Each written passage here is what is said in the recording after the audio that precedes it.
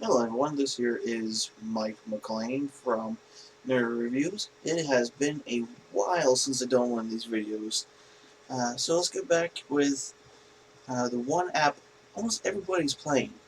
So today we're reviewing Pokemon Go.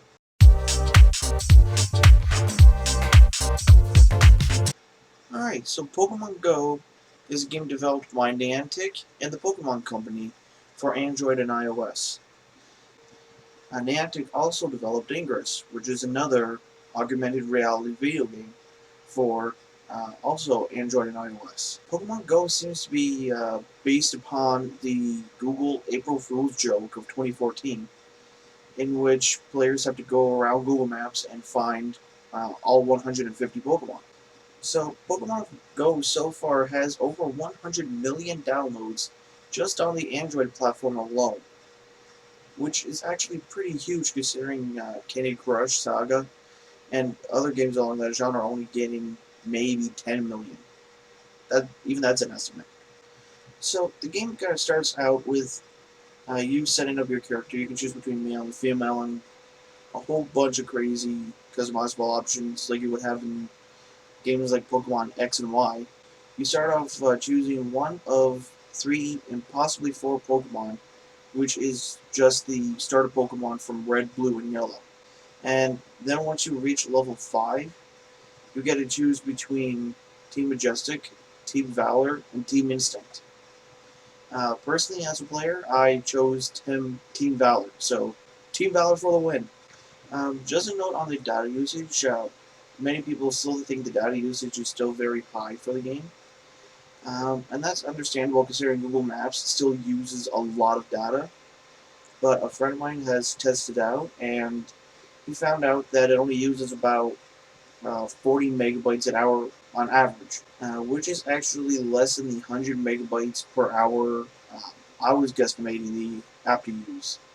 And I actually like the whole three-team system of the game, simply because it keeps the social aspects alive. Alright, so let's dive into what we really rate here on Nerd Reviews. Let's start with the audio. The audio is done by the same composer as the main Pokemon games, which many Pokemon fans will actually enjoy, but the subtle changes are noticeable for long-term Pokemon fans. I'm not sure if that's a downfall, but it's kind of everyone's opinion, I guess. The cries of each Pokemon are recognizable, again for the Pokemon fans, and overall the audio presentation is uh, very smooth. It's, in a term, is very Pokemon-like. So for the audio, I'm going to give it a 9.5 out of 10. So let's move on to graphics. The Pokemon models and animations are reused from all 6th-generation Pokemon game, which is actually pretty good to save on time and production costs.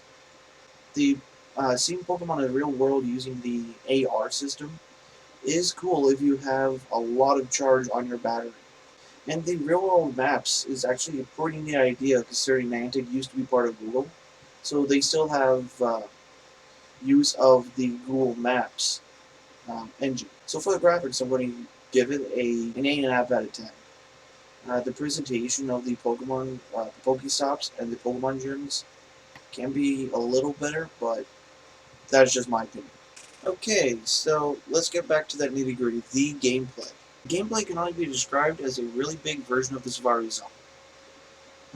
Just without the 500 step counter and the 500 Poké entry fee.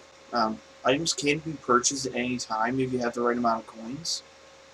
And also upgrades to your bag and your Pokemon stores can also be purchased. A really big problem that I do have is with the freemium style of the game. For people that want to invest money into the game, will actually get along a lot further, a lot faster than somebody who's out just doing a daily stroll and catching a few Pokemon and stopping off at a few stops.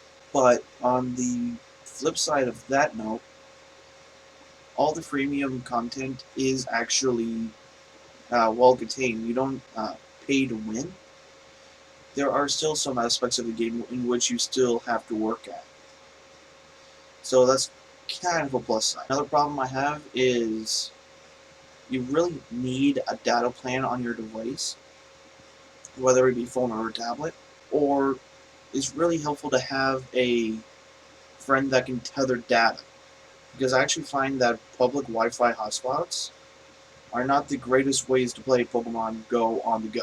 As a player and a fan of the main storyline Pokemon games, I do have a little bit of a problem of how gyms are taken over. Because before, what you have to do is go in, battle the trainers, battle the leaders, and that's it. But here you have to replenish a gym's prestige before you or a team member can take over the gym. Unfortunately, my Pokemon aren't strong enough for the Pokegyms in my area, so I'm kind of left out on the loop on that one. But one thing I don't have a problem with is the Pokestops. Because if you need to take a long break and you're on a path or anything with a bench, just sit at the bench near a Pokestop and wait about 5 minutes or so, and the Pokestop will reset and you'll be able to collect more items before you move on forward. That really covers the gameplay. So for the gameplay, I'm going to give it an 8 out of 10. It could be just a little better without all the glitches and all that. Speaking of the glitches, I forgot to bring that up. Ever since the game was launched in early July, the game has been prone to crashes, GPS lag. The 3-step glitch is a big one. They've taken that down in North America, and people are generally in an uproar about that. Generally, it's actually not that bad of a game minus the glitches. Also, with all the controversy going around, I really don't think it's that big of a deal. Yes, walking over cliffs, walking across graveyards, walking into police stations when not necessary is truthfully a bad thing. Also, walking across streets, potentially getting in by cars. That's another big one.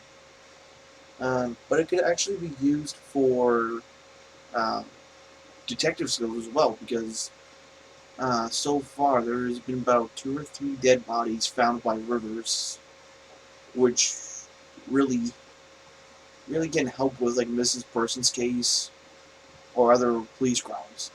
So people of the internet, if you see a dead body, don't hesitate, call 911.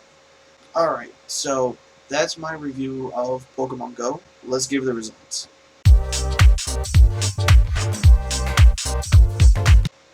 Alright, so again, this is Mike McLean from Nerdy Reviews. Join us next time for when we do more reviews. See you next time, Internet.